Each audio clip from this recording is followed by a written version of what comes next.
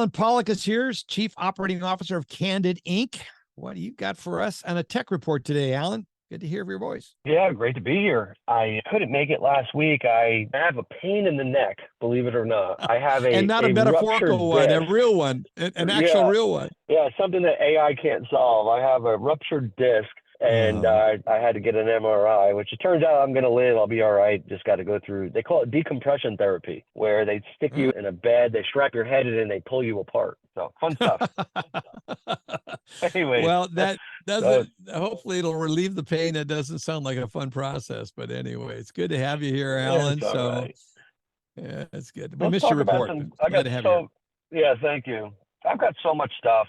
Some of them are quick. David, we're all laughing about the BK commercial on TV. You probably could sing it with me right now. BK, have it your way. And at the end, everyone yells, you rule. Yes. Amazing marketing. It's gone viral. I Googled it to look at the analytics and stats, and people have been talking about BK commercials since last year. They do great during football games.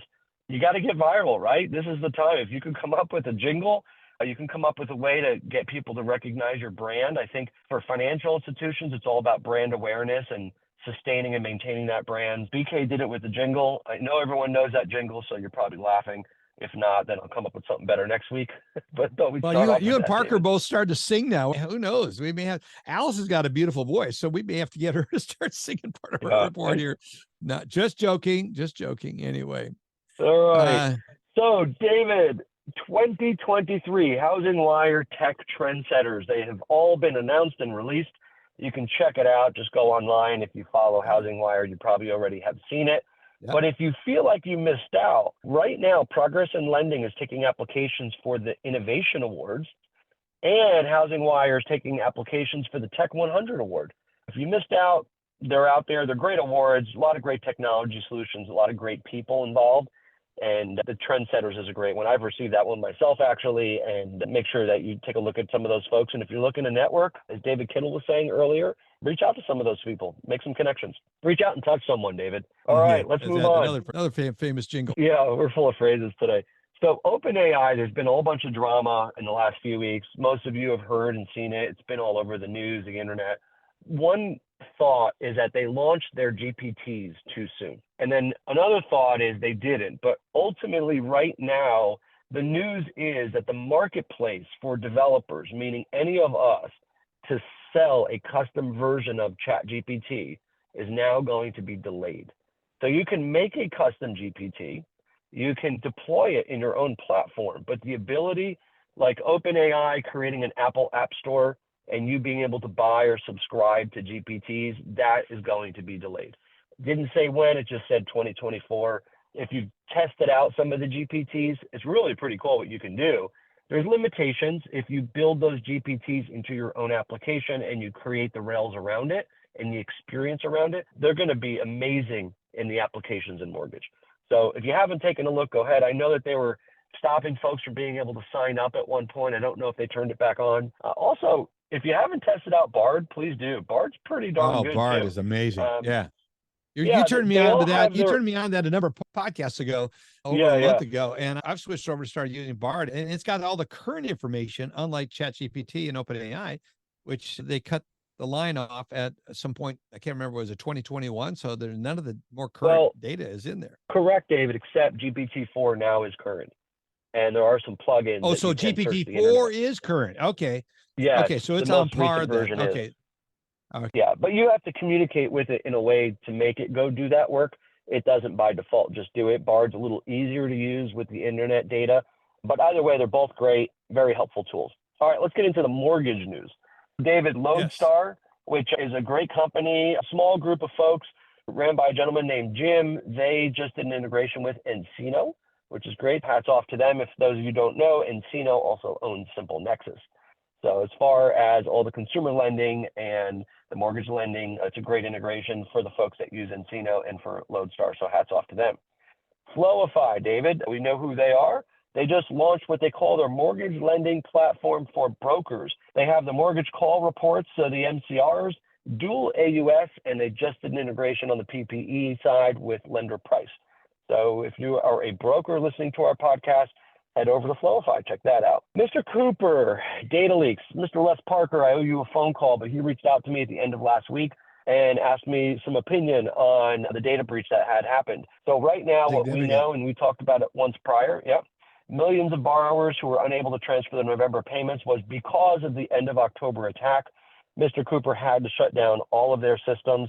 They now have a big headache because not only was personal data, meaning PII, released, so you're talking name, address, birth date, social security number, and it was done by a ransomware. There now are 3 class action lawsuits filed against Mr. Cooper, saying that approximately 4.3 million customers' negligence was obviously part of the data breach, of course, by Mr. Cooper, and the fact that they did not correctly notify the customers of the breach in a timely manner. Now, here's the thing. We've said this anytime there's ever been another one that we've talked about. It's just going to happen again tomorrow, and the next day, and the next day. Nobody in lending wants to be a tech company. Unfortunately, you're forced to be a technology company. And by doing so, you have to do your due diligence either with your vendors or with your own system. And there's a big decision in build versus buy versus what is your cyber threat? What is the threat of your data? And we should talk about that another day, David, but ultimately I'm preaching to the choir. We all know it. We just have to do it. So anyways, there's no Velcro shoes in this case. You can't just slip your shoes on and put your big Velcro patch on. You got to really tie your shoes. And we'll talk more about some of those ways, but it is very serious. It's not a laughing matter. All right. A couple more quick things, David. There's a great article in National Mortgage News. It's called GPT Has Mortgage Lenders Carefully Assessing How Chatbots and Generative AI Can Improve Their Business Operations. Check it out. You can just Google it. You may have already received it, but I did read through it. Very good article. It's worth the read. All right, David, where's that article published? One more time, where's that article? National Mortgage News. National Mortgage News. Okay, good. Yep, NMN. We'll put a link to that. If you send that over, we'll put a link to it in our show notes. And then, David, I'm going to talk about a gripe I have, and I think many people are going to agree with me. Before I do, I want to tell you about an amazing AI tool, right? Every week we give you a good one. This one is called Wellybox, Welybox, one word. I've tested it myself, and I've paid for it. It goes through every single email. You can pay to go through 10,000 emails or 100,000 emails, and it extracts every single receipt, and it categorizes them, and it puts them in PDF or Excel. So I had this go back to every receipt I've ever received in my personal Gmail, from everything from Microsoft Office 365 to airline flights, and it extracted overnight every single receipt. It is absolutely amazing. Go check it out. Wellybox. Okay. Wellybox. B-O-X. Yep, B-O-X.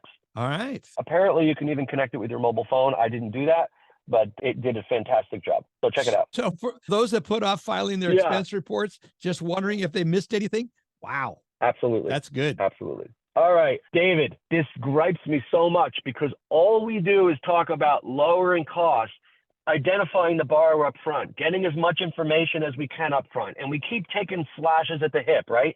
The FICO is scrapping their tier-based pricing structure. They're rising the cost of credit reports, and our industry is going to be hit with a 400% increase this coming year on credit reports, a service that we all have to run, and they're raising the price of soft credit pulls to be the same as a full pull, which completely removes the purpose of why so many people are running soft credit pulls right now, to get a single score and identification, some initial identification of credit worthiness. And many people, David, use that to drive workflow, to run Plaid, other costly services, to run the work number, to send out a pre-approval, to run pricing. All of those things are sometimes based just on the credit score.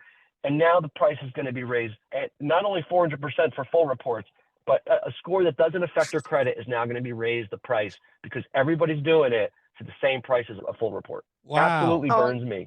We make so much good progress forward that, to me, and this just hampers everyone's ability to do business and to compete head on in the very early stages and protect your brand and increase your revenue and drive applications ahead. Yeah. Alice, you got a thought on this. Go ahead. Yeah, I saw that the NBA jumped in on this too, Alan. I'm so glad you brought this up because this is a really big deal. And to me, this should be on the national news that they're about to do this. Yeah. Who does a 400% increase? Now, we could see why. Okay, volume's down and they see that the Fannie and Freddie are talking about a 2 bureau model as opposed to 3. So that means it'll have to be cheaper. That'll be fewer credit reports. So it's a business decision from their standpoint to try and make up for loss of revenue. And you can't just be trying to get it all from the consumer. So essentially this is a price increase for the consumer, and it should be all over the news, and they need to rethink their strategy here. Wow. Yep. I was unaware of this. I had not had a chance to run across this story. Alan, thank you so much for bringing it up. I've been waiting 4 days to bring this up. Yeah. When is this go into effect again? January 1st? I don't know if they gave the exact date, but they said in early 2024. So we're about a month or two away probably from seeing some increases. And that's on the heels of this last year. We had a big price increase. So that's very disconcerting. That's not ending on a positive note. I've got a good one for you. You want to end on a positive note? Let's end on a positive note. My gosh, 400%. That's just annoying beyond words. Anyway, go ahead. If you think artificial intelligence has gotten so good to the point where it just can do so much and know so much, it turns out that there's a family, I think it maybe in Texas, I don't remember where, but anyways, they were on vacation and the Amazon Alexa decided to turn on and turn all their stereo equipment on at 1:30 in the morning and create this huge party all by itself.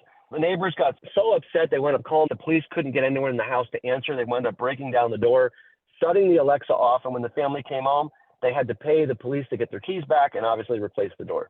Yeah, it still is not going to replace humans, and it's not as good as we think it is. Oh my gosh. Yeah. We got to give me that news story. We got to put a link to that. And we're going to be gone for part of the holidays, and we use Alexa. Does it mean you shut it off? That's just, it's so, there's the convenience of all of this. And what is the implications? That's interesting.